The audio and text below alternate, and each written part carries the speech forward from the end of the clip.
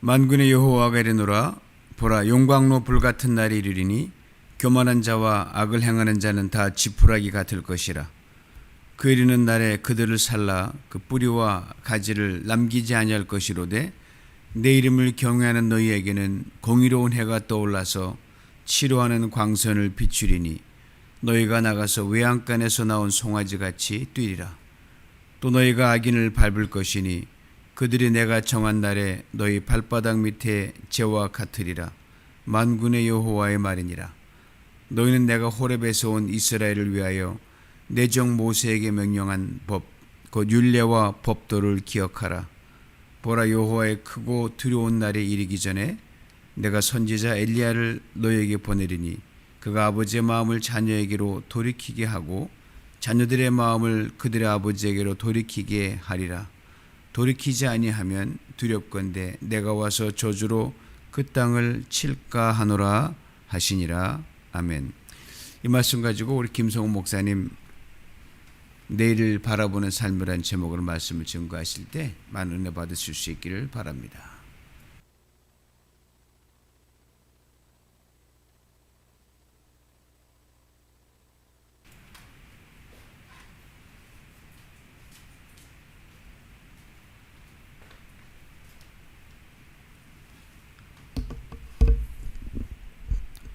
네, 할렐루야. 토요 새벽에 오신 우리 귀한 성도님들 한 분 한 분을 주님의 이름으로 환영하고 축복합니다.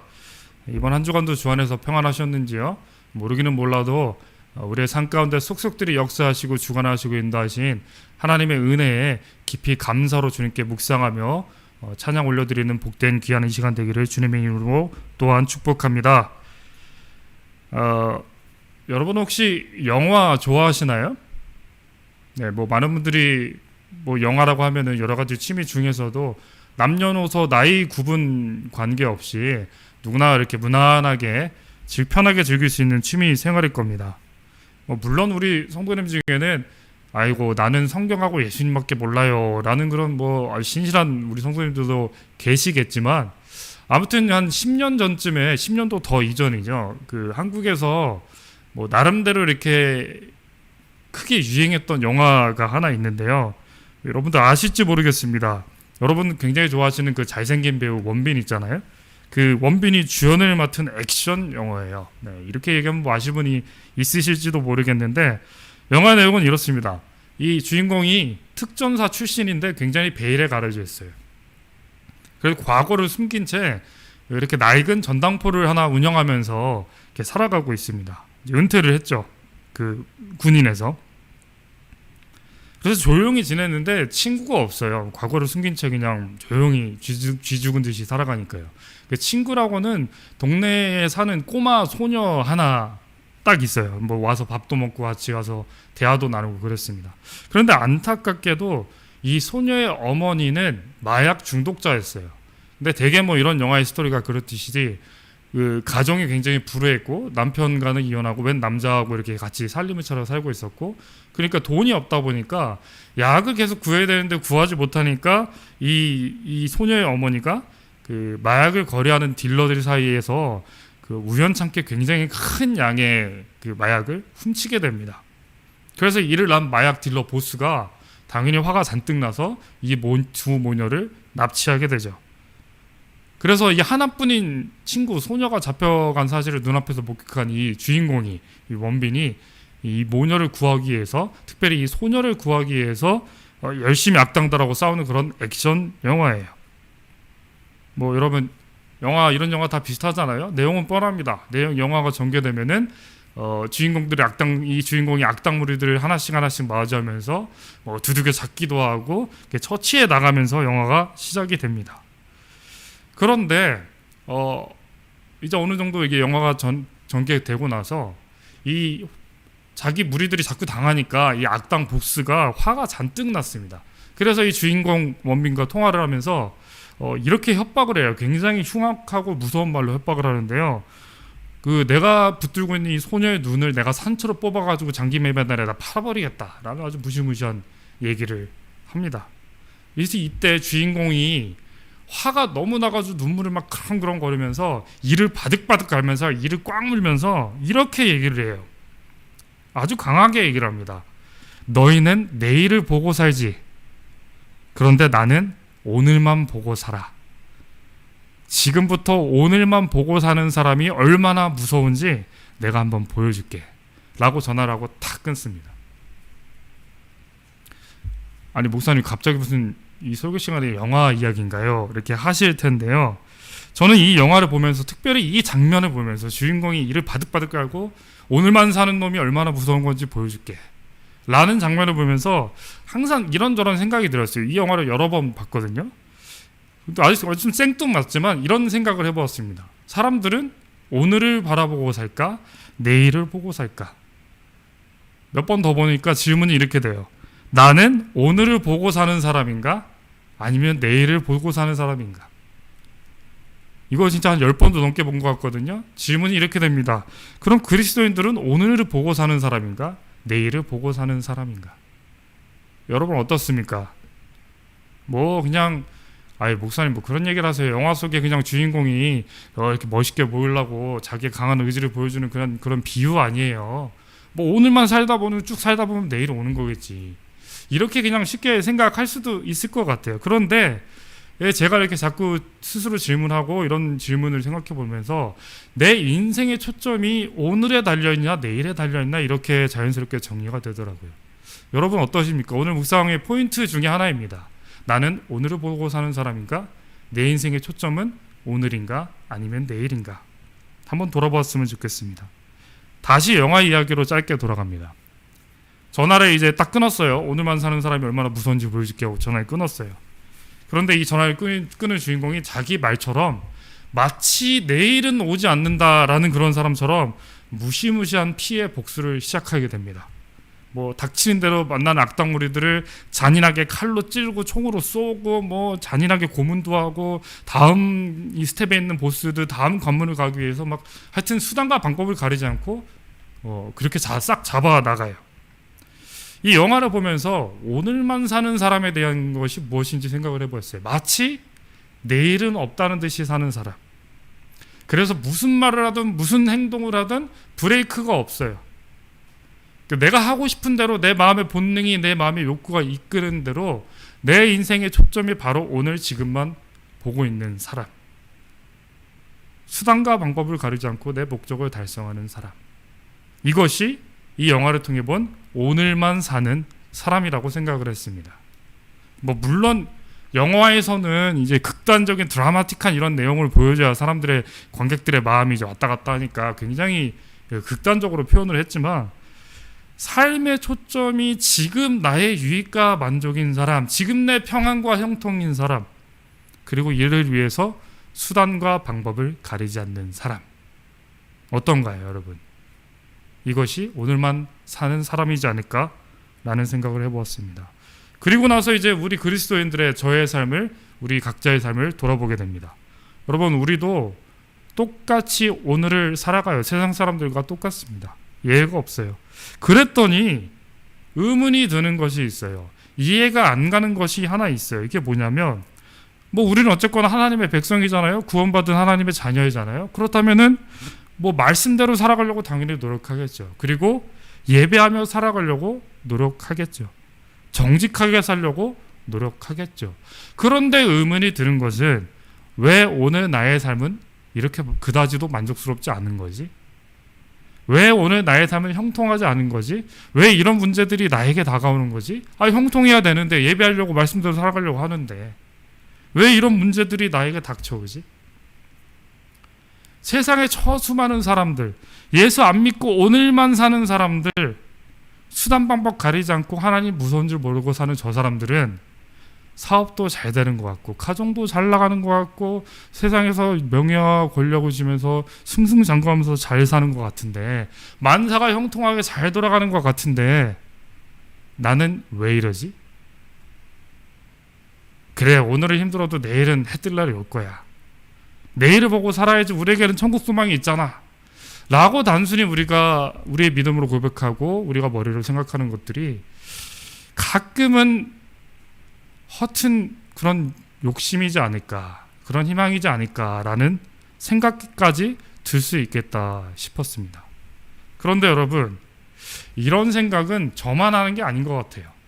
많은 사람들이 이런 생각을 해요. 그리고 심지어는 말로 이런저런 불평불만을 하기도 하고, 그리고 더 나아가서 이 하나님을 믿는 사람들이 형통하지 못하는 삶을 사는 것에 대해서 비아냥대는 사람도 있어요. 그런 사람이 어디 있느냐?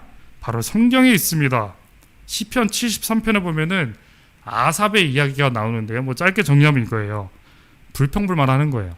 하나님, 악인이 형통하고 평강하고 부귀하고 교만해지는데 왜 경건한 성도들은 잘 되기는커녕 하루 종일 재앙과 징책에 당하는 것을 내가 보고 살아야 됩니까? 하나님, 하마터면 내가 실족하고 미끄러질 뻔했습니다. 하박국 선지자는 한술 더 떠서 이렇게 얘기합니다. 주께서, 하박국 1장 13절에 이렇게 돼 있어요. 주께서 어찌하여 괴휼한 자들을 방관하시며 악인이 자기보다 의로운 사람을 삼키되 잠잠하시나이까. 하나님 왜 일 안 하세요? 악인들은 잘 나가고 의인들은 지금 형편없는데 왜 일 안 하세요? 투덜대요. 그리고 오늘 읽지는 않았지만 말라기 3장 15절에도 똑같은 이야기가 나와요. 지금 우리는 교만한 자가 복되다 하며 악을 행하는 자가 번성하며 하나님을 시험하는 자가 화를 면한다 라고 이야기하고 있다라고 하고 있습니다. 여러분, 하나님의 백성인 우리도 남들과 똑같은 오늘을 살아갑니다. 그런데 예수님을 구세주라고 고백하고 구원받은 나는 하나님의 백성인데, 그래서 예배하고 말씀대로 살아가려고 노력하는데 남들과 똑같은 오늘인데, 그런데 왜 우리는 힘들까요? 왜 우리는 잘 안 되는 것 같고 믿음의 사람들은 왜 감당 못할 어려움을 겪게 되고, 왜 세상의 악인들 예수님 모르고 살아가고 복음을 모르고 살아가는 저들은 왜 더 잘 나가는 것 같을까요? 이게 설명이 안 돼요. 초대교회로 보겠습니다. 로마 제국의 핍박을 받아서 이제 믿는 무리 크리스천 성도들이 저 지하 수백 미터에다가 굴을 팔고 몰래 숨어 살아요. 핍박을 당하니까. 네? 그리고 물고기 모양으로 암호를 삼아서 익투스라고 그러죠. 그걸 삼아서 서로 이렇게 서로인 걸 확인할 정도로 그렇게 비밀리에 숨어서 아주 어려운 삶을 살아갑니다. 그런데 이 초대교회 성도들도 마찬가지로 내일을 보고 살았어요. 아니, 생각해 보세요. 예수는 내가 믿고 새로운 삶으로 거듭나고 빛의 자녀가 됐는데 왜 우리는 지하에 내려와서 살고 우리를 핍박하고 예수 그리스도의 복음을 모르고 사는 그 로마 제국은 왜 날마다 강성하여지는 거야? 이해가 안 되잖아요.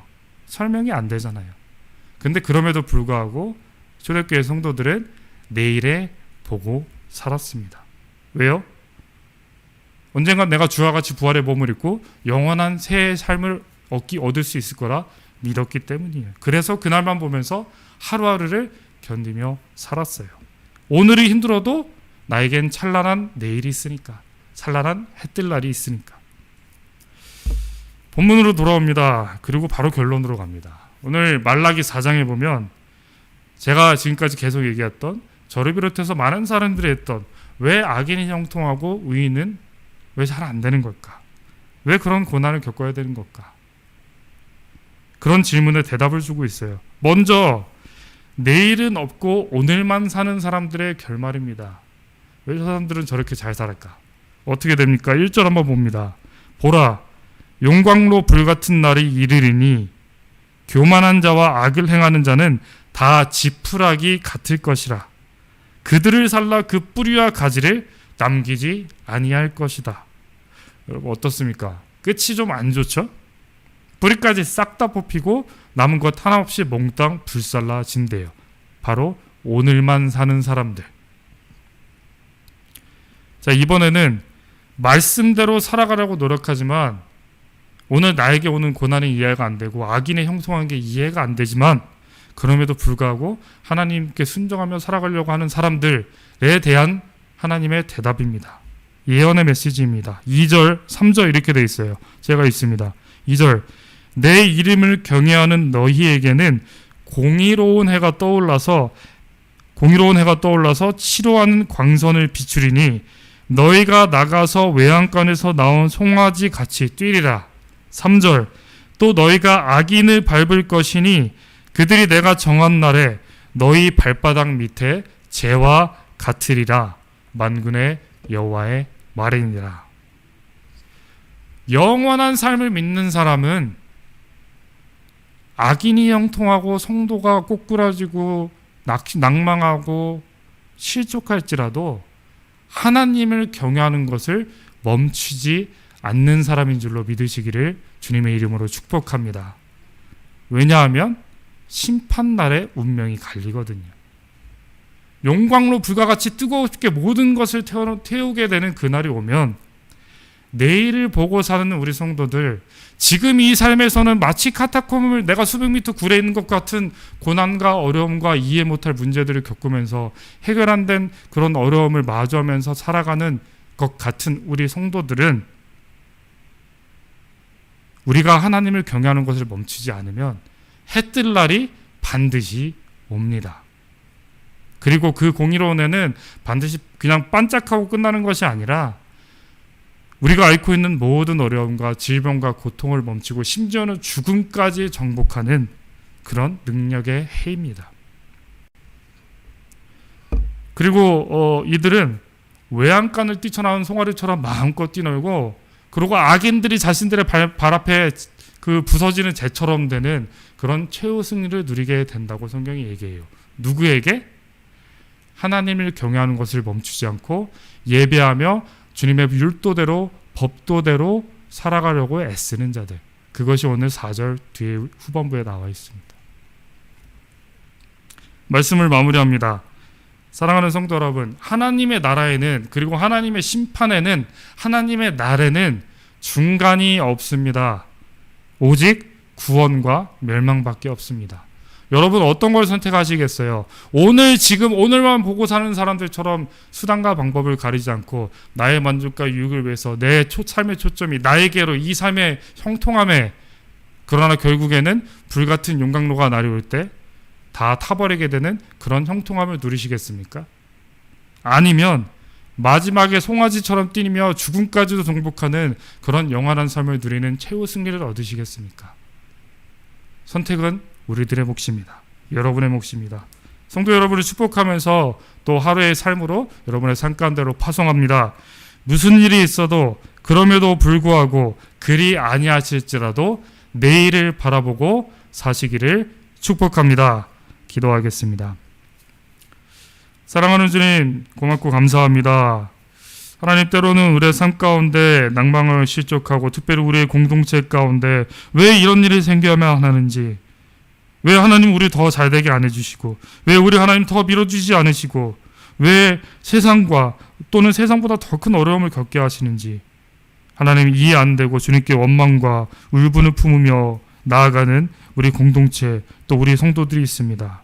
하나님, 그러나 주님, 우리 말라기의 말씀을 통하여서 공의로운 해가 떠오를 그날, 우리가 비록 지금은 실족하고 힘들지만, 어렵지만, 이해 안 되지만, 그럼에도 불구하고 하나님을 경외하는 것을 멈추지 않고 영원한 삶을 믿으면서 살아갈 때 우리에게 주시는 죽음까지도 정복하고 모든 질병과 고통을 치료하시는 그 참된 자유와 진정한 최후 승리를 얻는 우리 모두가 될 수 있도록 주님 인도하여 주시옵소서.